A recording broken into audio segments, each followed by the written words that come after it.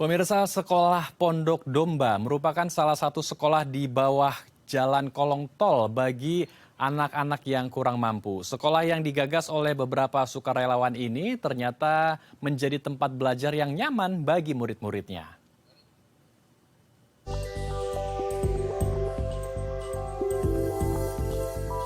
Bagi anak-anak perkampungan kumuh di kolong tol Angke, Jakarta Barat, sekolah Pondok Domba yang digagas oleh Indah adalah tempat yang istimewa. Karena disinilah mereka mendapat kesempatan untuk menimba ilmu secara gratis. Bentuk dan ukuran sekolah yang memiliki banyak keterbatasan, dengan fasilitas kelas yang sempit, membatasi ruang gerak 30-an anak-anak kelas 1 hingga kelas 3 saat menjalani proses belajar mengajar. Ruang kelas juga memiliki ventilasi udara yang tidak memadai dengan posisi atap sekolah menempel langsung dengan jalan tol. Indah, pendiri sekolah Pondok Domba, rutin mengajar bersama guru-guru relawan sejak tahun 1999. Bahkan salah satu gurunya adalah anak-anak yang sebelumnya pernah menimba ilmu di sekolah ini. Dan ia masih berjuang untuk mewujudkan cita-citanya. Tak heran bila Indah berharap agar tujuan mulia sekolah ini terus menyala melalui kegiatan belajar. Indah juga mendapat bantuan dari relawan pengajar untuk memberi pendidikan anak seperti keterampilan, musik, menggambar, hingga belajar bahasa Mandarin kepada anak-anak yang bersekolah di tempat ini. Latar belakang orang tua para siswa sekolah Pondok Domba pun beraneka ragam, mulai dari pemulung dan pekerja rumah tangga. Meski beberapa kali terkena rencana penggusuran oleh Pemda DKI Jakarta, akan tetapi sekolah ini semakin dikenal luas oleh masyarakat. Dan masyarakat terketuk untuk membantu kelengkapan alat sekolah, bahkan berdonasi untuk membiayai pendidikan mereka. Ya, untuk membahasnya lebih lanjut, kita telah terhubung langsung dengan Indah Mulyana, selaku penggagas sekolah Pondok Domba. Kita langsung sapa narasumber kita. Selamat siang Bu Indah, apa kabar Bu? Selamat siang Pak, sehat, puji Tuhan, salam sehat untuk kita semua. Salam sehat, luar biasa kalau kita tadi melihat tayangan, begitu luar biasa sekali kami mengapresiasi apa yang Ibu Indah dan teman-teman lakukan di sana untuk memberikan pendidikan bagi anak-anak dari keluarga prasejahtera ya. Kelasnya tadi kita lihat di bawah kolong tol. Ini boleh diceritakan Bu Indah, siapa atau apa yang menginspirasi Ibu Indah untuk membentuk sekolah ini untuk anak-anak di sana? Tangkap dari ketika banyak di jalan anak-anak yang tidak bersekolah pada jam sekolah, hati saya tergugah mengapa mereka tidak sekolah dan mereka berhak mendapatkan pendidikan. Jadi sama seperti saya dulu, saya juga sempat terputus sekolah waktu SMP, tidak bisa mampu bayar uang sekolah, tetapi ada 2 lansia yang menolong saya untuk membiayai saya sekolah. Akhirnya di hati kecil saya waktu saya masih SMP mengatakan saya harus jadi penolong anak-anak yang tidak sekolah. Jadi dari situlah saya membuka sekolah ini dan anak-anak semuanya harus punya mimpi bisa sekolah. Oke, jadi semua anak-anak berhak mendapatkan ilmu dan berhak juga ya memiliki impian dan cita-citanya di masa depan. Baik Bu, tapi ini kan sekolahnya atau kelasnya di bawah kolong tol begitu ya. Artinya ada begitu banyak risiko. Tadi saja kita lihat ada guru ya atau pengajar yang kalau masuk itu harus menunduk. Ini boleh diceritakan Bu, kira-kira tingginya itu berapa senti dan apakah ada ketentuan khusus untuk yang masuk ke dalam kelas harus anak usia berapa atau kelas berapa agar tidak terbentur kepalanya dengan atap sekolah ya atau atap kelas. Karena ini tadi kita lihat pendek sekali ya antara kepala dengan atap kelasnya.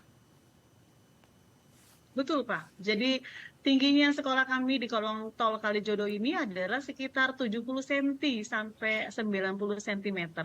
Jadi ketika siapapun yang masuk, anak SD, mereka harus nunduk kepalanya supaya tidak kena. Jadi yang bisa siapapun bisa masuk ke dalam asal mau menunduk Pak.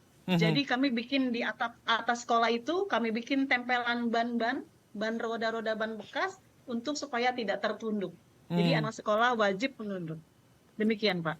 Oke, jadi diberikan buffer ya atau pengaman dari ban atau karet supaya tidak terluka ketika terbentur ya ketika ada kegiatan betul. belajar mengajar di sana. Dan ini kan di bawah kolong tol tentu juga ada suara-suara yang begitu berisik ya, terutama suara-suara getaran dari setiap kendaraan yang melintas di atas jalan tol ya. Ini bagaimana untuk meredamnya Bu? Karena kan setiap belajar pasti akan ada suara klakson lah atau suara getaran dari kendaraan yang sedang bermobilisasi di atas. Bagaimana caranya agar kelas belajar mengajar ini tetap kondusif di tengah kebisingan atas jalan tol ini? Iya, jadi suasana sekolah kami adalah suasana yang rumahnya mereka tentunya, karena mereka tinggal di kolong juga di sekitar sekolah. Jadi tidak ada yang perlu kami redam, Pak, karena memang sekolah kami itu sangat sederhana. Mhm. Jadi kami hanya melatih fokus anak-anak untuk tetap fokus mendengar guru dan mendengarkan apa yang kegiatan sekolah dilakukan. Jadi untuk sementara anak-anak sudah terbiasa, Pak, dengan hal ini karena mereka juga tinggalnya di lingkungan-lingkungan sekitar sekolah. Jadi guru-guru hanya bisa membuat suaranya lebih besar agar anak-anak bisa terlihat dan menarik mendengarkan kata-kata guru. Jadi kami sekolah tidak ada eh, media apa-apa untuk menutup atau merekam kegiatan. Walaupun, nah ini salah satu tantangan juga, walaupun suara mobil, klakson, dan goncangan-goncangan yang sering terjadi di kolong itu kami rasakan. Tetapi mereka semangat sekolah dengan keadaan seperti ini. Oke luar biasa. Jadi sang gurunya lah yang harus membesarkan lagi volumenya ya ketika sedang mengajar Betul, Pak. anak-anak di dalam kelas. Baik, ini pelajarannya apa saja yang diberikan di kelas ini, setiap hari apa dan jam berapa, Bu? Apakah juga disesuaikan dengan sekolah pada umumnya? Iya, betul. Sekolah Pondok Domba, sekolah yang sama dengan sekolah umum di Indonesia. Jam 7 sampai jam 1 siang, dari TK sampai SD, pelajarannya sama. Kami menggunakan kurikulum yang sama dengan anak-anak Indonesia yang ada di sekolah yang lain. Mata pelajarannya sama, semuanya mencangkup, kami masih pakai kurikulum K13, Mhm. dan kami akan masuk ke dalam kurikulum Merdeka untuk tahun ajaran baru ini, Pak. Oke. Jadi metodenya atau kurikulumnya juga sama seperti di sekolah pada umumnya ya, luar biasa sekali. Ini dari mana saja murid-murid yang ikut dalam kelas ini, Bu? Apakah di daerah Jakarta sajakah atau ada pendatang juga yang ikut dari keluarga prasejahtera untuk belajar menimba ilmu di kelas ini? Betul. Jadi sekolah kami adalah sekolah yang gratis, tidak berbayar sama sekali. Tetapi sekolah kami adalah anak-anak yang tidak diterima oleh sekolah lain karena tidak memiliki nomor NIK, Hmm. identitas setiap anak. Jadi anak-anak itu datang, ada yang memang sudah lama di Jakarta dan lahir di Jakarta, ada juga yang pendatang tapi tidak punya identitas. Jadi mereka biasa di jalan-jalan, biasa mereka mulung, tapi karena Pondok Domba berdiri, mereka sekolah di Pondok Domba. Demikian, Pak. Sudah ada berapa banyak murid-murid yang ada di sekolah ini, Bu Indah? Di sekolah yang Bapak tayangkan ini, di sekolah Kolong Kalijodo, terdata ada 78 murid dan hampir tiap tahunnya bertambah dan bertambah terus, Pak. Oke. Jadi ada 78 murid ya yang ada di sekolah kolong tol ini. Dan sebagian besar mereka Iya, kan tentu dari keluarga prasejahtera ya, dari keluarga yang ekonominya menengah ke bawah. Artinya mereka juga sebagian besar anak-anak ini mungkin juga membantu orang tuanya untuk mencari uang, untuk menambah ekonomi keluarganya. Ada yang mungkin mengamen atau ikut bekerja dengan orang tuanya. Lalu bagaimana Bu, pertanyaannya untuk mengajak anak-anak yang sudah bekerja atau mengenal uang untuk kembali ke sekolah, untuk kembali ke kelas dan belajar. Pasti kan tentu tidak mudah ya. Pendekatannya seperti apa Bu Indah? betul.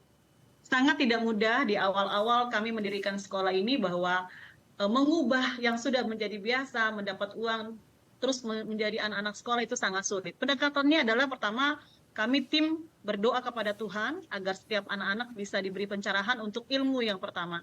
Yang kedua, saya mendekati setiap orang tua mereka, Pak.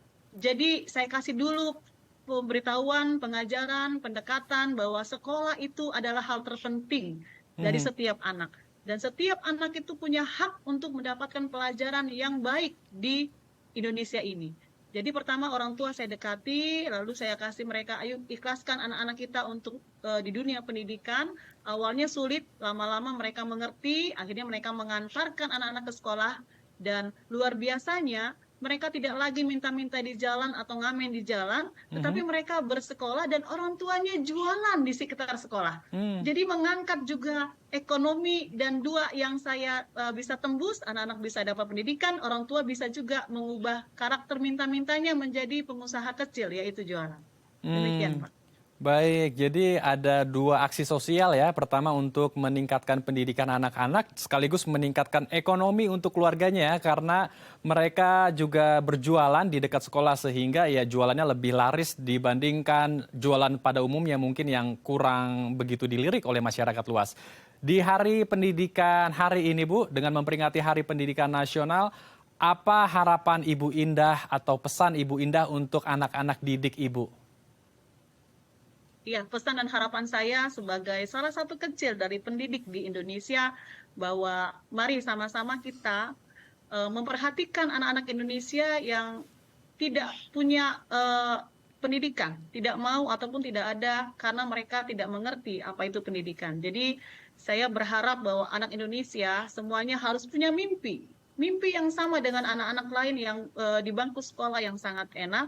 Tugas kita lah para pendidik dan para pejabat negara untuk memperhatikan mereka agar mereka bisa menjadi penerus bangsa ini dengan membuka sekolah di mana-mana. Dan saya berharap dengan adanya Hari Pendidikan Nasional hari ini, sekolah kami, Sekolah Pondok Domba, mendapatkan izin dari pemerintah agar lebih banyak lagi anak-anak sekolah yang tidak tertolong bisa ditolong di sekolah kami. Jadi intinya adalah kita sama-sama memberikan mimpi kepada anak-anak Indonesia untuk menggapai cita-citanya dengan bangku sekolah. Baik, kita harapkan anak-anak di sana bisa memiliki impian yang besar, cita-cita yang besar juga, dan berani juga untuk menggapainya ya Bu ya. Terima kasih Bu Indah telah berbagi informasi dan inspirasi bersama kami di Halo Indonesia. Salam sehat Bu Indah, salam hangat untuk anak-anak di sana. Terima kasih Pak, salam sehat, salam bahagia, terima kasih semuanya. Baik pemirsa, kami akan kembali usai jeda, tetap di Halo Indonesia.